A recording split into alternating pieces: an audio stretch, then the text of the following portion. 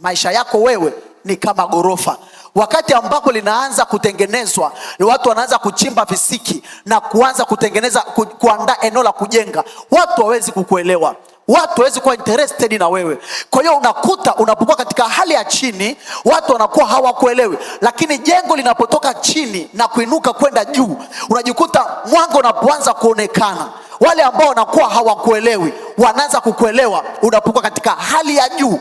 Kwa hiyo siku zote mtu ambaye anaanza chini inakuwa ni ngumu sana kueleweka, lakini akitoka chini akienda juu, watu wasiomwelewa wataanza kumwelewa.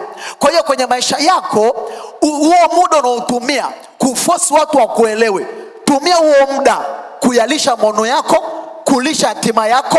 Hiyo hatima yako na hayo maono yako yakishiba vizuri, uwe na uhakika wasiokuelewa watakuelewa tu, wasiokupenda watakupenda tu, wanaokukataa watakukubali tu. Ila lazima umvumilivu.